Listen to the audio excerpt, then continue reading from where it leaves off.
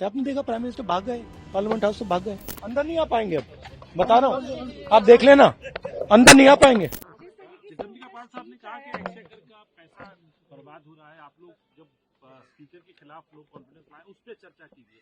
2.5 लाख रुपए पर मिनट का जो है नुकसान हो रहा है, चिदम्बरम पाल साहब ने चेयर से बोला।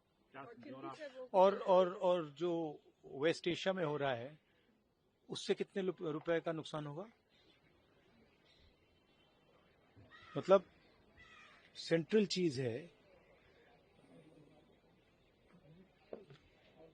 मतलब एक प्रकार से पैराडाइम शिफ्ट करने की लड़ाई चल रही है। उससे हमारी इकोनॉमी को जबरदस्त नुकसान होने वाला है। स्टॉक मार्केट का आपने देख लिया, यूएस डील साइन कर दी है मोदी जी ने, तो बहुत जबरदस्त चोट लगने वाली है देश को। तो उस पर डिस्कशन करने से क्या प्रॉब्लम है? यही हम मांग रहे हैं। और उसके बाद हम दूसरी इशू पे डिस्कशन करेंगे। बट आपको क्या लगता है, वेस्ट एशिया का जो मामला है, क्या वो जरूरी नहीं है क्या? फ्यूल प्राइस, इकोनॉमिक डेविस्टेशन, ये जरूरी नहीं है क्या? तो ये जनता की इशू है, इसको हम जरूरी मानते हैं, इस पे हम डिस्कशन चाहते हैं। उसके बाद स्पीकर पे जो मोशन है, ठीक है, उसको डिस्कस करेंगे, कोई प्रॉब्लम नहीं है। बट वो डिस्कशन करना नहीं चाहते हैं, क्योंकि उसमें दूसरी बातें निकलेंगी। उसमें प्राइम मिनिस्टर की पोजीशन निकलेगी, प्राइम मिनिस्टर का जो पूरा कॉम्प्रोमाइज हुआ है, जो उन पर ब्लैकमेल किया जा रहा है, वो सवाल उठेगा। तो उसको डिस्कस नहीं करना चाहते। आपने देखा प्राइम मिनिस्टर भाग गए, पार्लियामेंट हाउस से भाग गए,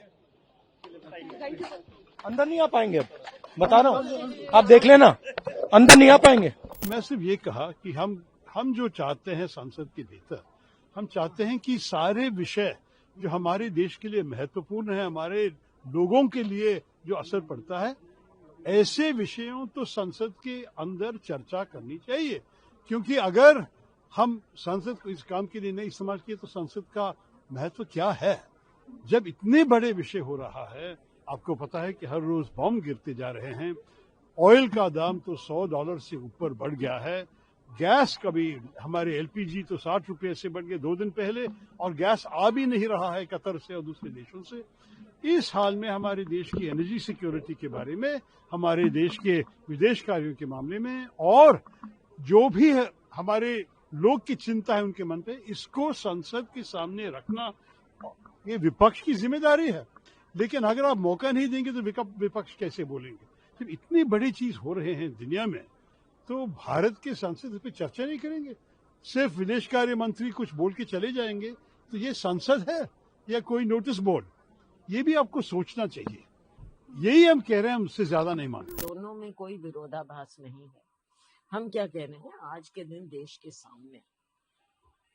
सामने एक बहुत बड़ी और गंभीर समस्या आ गई है, जो दुनिया को प्रभावित कर रही है, और हमारे देश को खास तौर से प्रभावित कर रही है, जो पड़ोस में हो रहा है, वेस्ट एशिया में हो रहा है। और जब फॉरेन मिनिस्टर आकर केवल एक स्टेटमेंट देकर चले जाते हैं, तो देश भी जानना चाहता है कि भाई क्या है, उसमें क्या कुछ हो रहा है। एक स्टेटमेंट से बात नहीं बनती, पूरे हाउस को इसको डिस्कशन में लाना चाहिए। कुछ सरकार को पहल करनी चाहिए थी, लेकिन सरकार ने पहल नहीं की। ये सिर्फ ये दिखा रहे हैं कि हमने स्टेटमेंट कर दिया। हमने ये कहा कि इस पर डिस्कशन हो।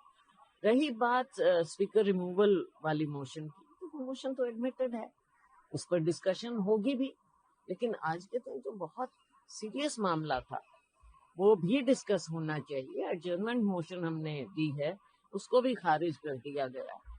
पार्लियामेंट्री डेमोक्रेसी के लिए पार्लियामेंट किस लिए है? जो प्रेसिंग इश्यूज हैं उनको भी तो डिस्कस करना पड़ता है ना। कांग्रेस और विपक्ष यही चाहता था कि उसको आप टेकअप कीजिए और उस पर डिस्कशन करिए। सरकार ने उसके बारे में कुछ ऐसा उस समय अगर ये करते, कुछ रास्ता निकालना चाहिए था ना। सिर्फ हमेशा ऑपोजिशन पर एलिगेशन लगाना ही सत्ता पक्ष की ओर से, यही काम रह गया उनका। जबकि उनको तो डिस्कशन में लाना चाहिए, सब अपनी अपनी बात रखें। ये सिर्फ और सिर्फ ड्रामेबाजी कर रहे हैं, मुद्दे को भटका रहे हैं। हम लोगों ने दोनों सदन में एडजॉर्नमेंट मोशन दिया है कि ये अति महत्वपूर्ण मुद्दा है। हम लोगों ने राज्यसभा में 176 दिया, शॉर्ट ड्यूरेशन का डिस्कशन के लिए बोला। हमारे एलओपी ने इंटरवेन भी करा कि आप पहले सारा कुछ हटाते हुए इस पे चर्चा करें, क्योंकि विदेश नीति फेलियर हो रहा है।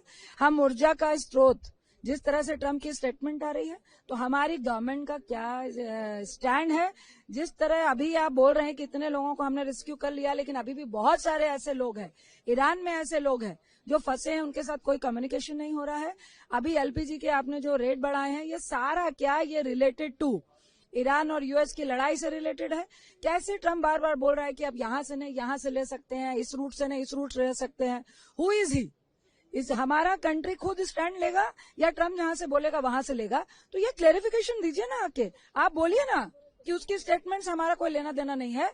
इंडिया विल डिसाइड कि कहां से क्या करेंगे। जो 55% जो एनर्जी है बाहर से आती है, उसके लिए आपने क्या समाधान निकाला है, कौन सा रूट है, और किसके प्रेशर में आप इस तरह के बस छोटे छोटे बयान दे रहे हैं, बचने की कोशिश कर रहे हैं?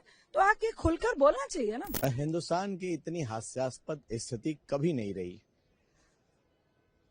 भारत सरकार ये बता नहीं पा रही है कि वो युद्ध में किस तरफ खड़ी है। इसलिए सदन में हम लोगों ने नारा दिया कि इधर खड़े कि उधर खड़े, बीजेपी बताए कहां खड़ी, युद्ध में बीजेपी कहां खड़ी है। आपने विदेश नीति के अंदर कभी ऐसा नहीं हुआ कि अमेरिका के कहने पर अब वो दादागिरी दिखा रहा है, कह रहा है आप तेल खरीदोगे 1 महीने के लिए, हमने छूट दे दी। हमने वो बयान भी सुने हैं जब कह रहे थे कि 100 करोड़ का देश है साहब, जिसको चाहेंगे उसको झुका देंगे।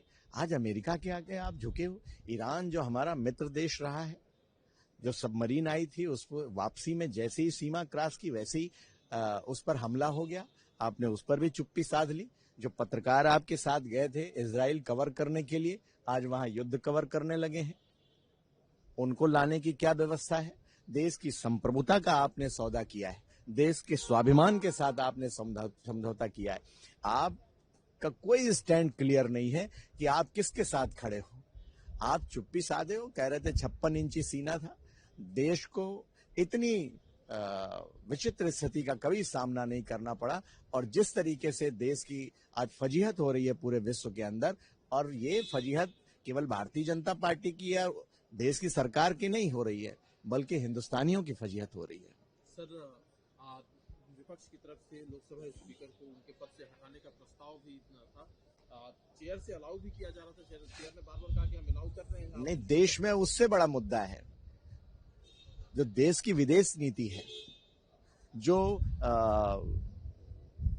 आज ईरान, अमेरिका, इजराइल और जो पूरे उधर के देशों में एक युद्ध की स्थिति बन गई है, तीसरे विश्व युद्ध जैसी स्थिति बन गई है।